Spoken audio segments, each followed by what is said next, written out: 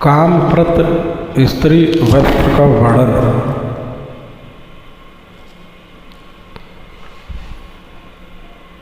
कामप्रत स्त्री व्रत का वर्णन। सुमंत मुनि बोले, राजन, जो स्त्री कार्तिक मास की दोनों पक्षों की षष्ठी और सप्तमी तिथियों में क्षमा, अहिंसा आदि नियमों का पालन कर संयत इंद्रियां रहती हैं, एक भुक्त रहती हैं एवं उपवास रखती हैं, वो दूर घी से युक्त साल अन्न श्रद्धा के साथ भगवान सूर्य को अर्पित करती हैं तथा करवीर के पुष्प घृत के साथ गोकुल निवेदित करती हैं, वह स्त्री इंद्रनील के समान सार्वकालिक विमान पर बैठकर 10 लाख वर्षों तक सूर्य लोक में आनंदमय जीवन व्यतीत करती है। सभी लोगों के भोगों को भोग कर क्रमशः इस लोक में आकर जन्म प्रकट करती है तथा अभिषिक्त पति को प्राप्त करती है। इस प्रकार वर्ष भर के सभी व्रतों की विधि समान कही गई है।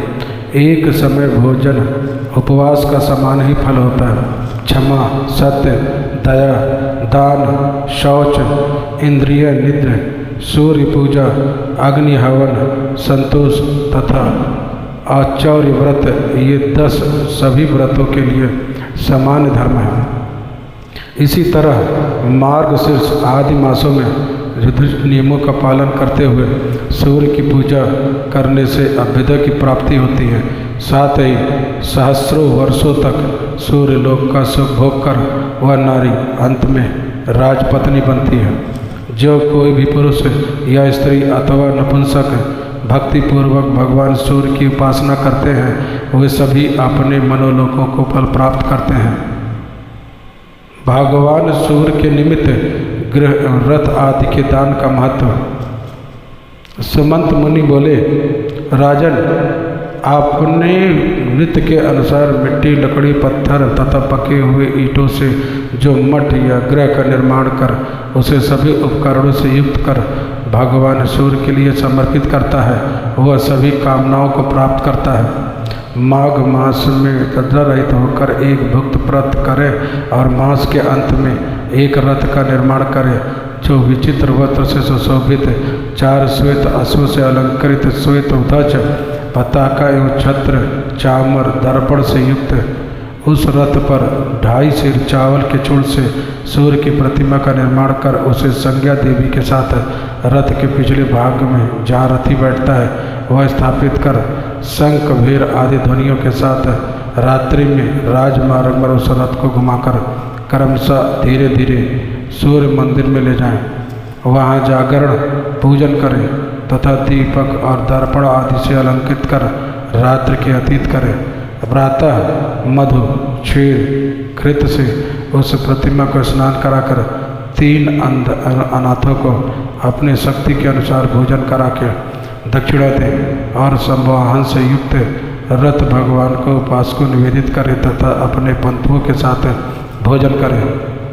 मंत्र और धर्म से समन्वित अपने सभी व्रतों में श्रेष्ठ व्रत सूर्य व्रत समस्त कामनाओं को तथा अर्थ की सिद्धि के देने वाला है। सभी व्रतों के पुण्य, सभी यज्ञों के फल इसी व्रत के करने से प्राप्त होते हैं। जो भगवान सूर्य के निमित्त 1 संवत्स गौदान करता है, वह सप्तपति वसुंधरा के दान के फल प्राप्त करता है। सौर धर्म में सदाचरण का वर्णन।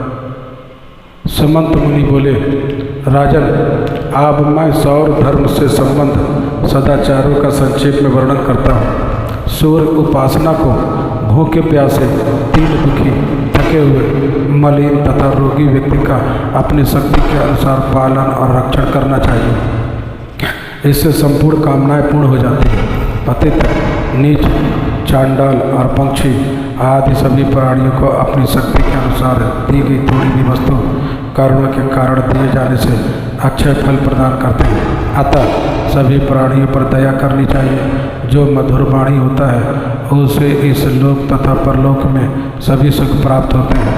अमृत प्रवाहित करने वाली प्रिय वाणी चंदन के स्पर्श के समान शीतल होती है। धर्म से युक्त वाणी बोलने वाले को अक्षय सुख की प्राप्ति होती है। प्रिय वाणी स्वर्ग का अचल संपत्ति है। इसकी तुलना में दान पूजन अध्यापन सभी व्यर्थ। अतीत के आने पर सागर से कुशल प्रश्न करना चाहिए। यात्रा के समय आपका मार्ग मंगलमय हो, आपको सभी कार्यों के साधक सुख निवृत्ति प्राप्त हो, ऐसा कहना चाहिए। सभी समय ऐसे आशीर्वादात्मक वचन बोलना चाहिए। नमस्कारात्मक वाक्य में स्वस्ति, मंगल वचन तथा सभी कर्मों में आपका नित्य कल्याण हो, ऐसा कहना चाहिए।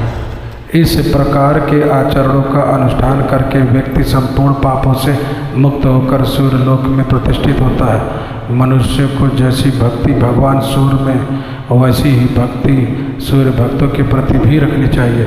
किसी के द्वारा आक्रोश करने या ताड़ित होने पर जो न आक्रोश करता है न ताड़न करता है, वाणी में प्रतिकार होने के कारण ऐसा क्षमाशील शांति व्यक्ति सदा दुख से रहित होता है। सभी तीर्थों में क्षमा सबसे श्रेष्ठ है, इसलिए सभी क्रियाओं में क्षमा धारण करना चाहिए।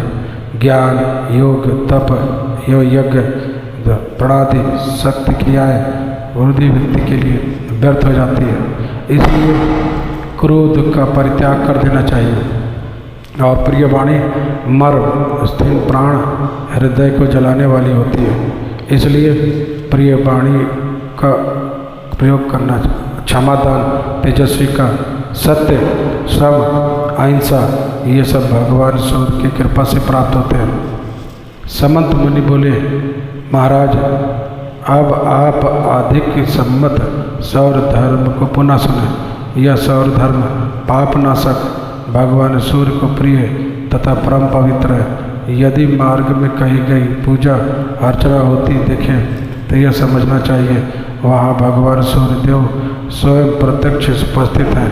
भगवान सूर्य का मंदिर देखकर वहाँ भगवान सूर्य को नमस्कार करके ही वहाँ से आगे जाना चाहिए।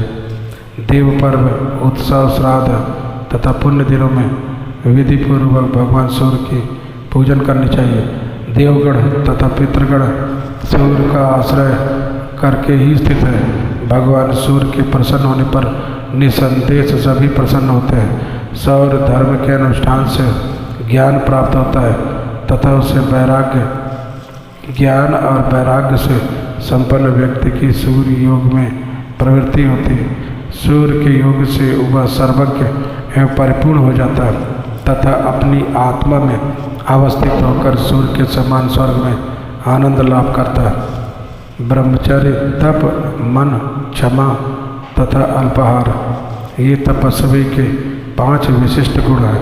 भाग्य या अन्य विशिष्ट मार्ग से तथा न्यायपूर्वक प्राप्त धन गुणवान व्यक्ति को देना ही दान है।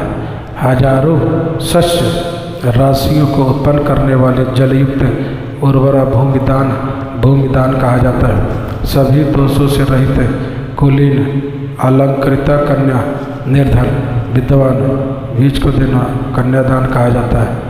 मध्यम या उत्तम नवीन वस्त्र का दान वस्त्रदान कहा जाता है। एक मास में 240 ग्रासों का भक्षण करना चंद्रायण व्रत कहलाता है। सभी शास्त्रों के ज्ञाता तथा तपस्या वरायण जितेंद्रिय ऋषियों और देव से सेवित जल स्थान तीर्थ कहा जाता है। सूर्य संबंधी स्थानों को पूर्ण क्षेत्र कहा जाता है। उन सूर्य संबंधी क्षेत्र में मरने वाला व्यक्ति सूर्य सायुज्य को प्राप्त करता है। तीर्थों में दान देने से, उद्यान लगाने एवं देवालय, धर्मशास्त्र बनाने से, धर्मशाला बनाने से अक्षय फल प्राप्त होता है।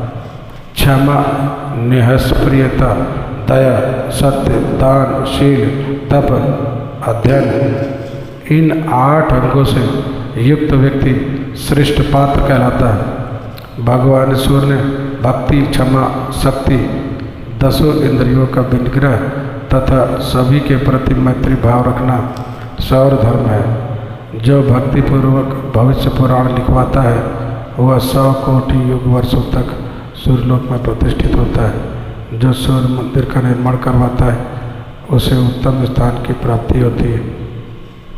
सौर धर्म की महिमा का वर्णन, क्रमवाकृत सूर्य स्तुति। राजा शतानिक ने कहा, ब्राह्मण श्रेष्ठ है, आप सौर धर्म का पुनः विस्तार से वर्णन करें। सुमंत मुनि बोले,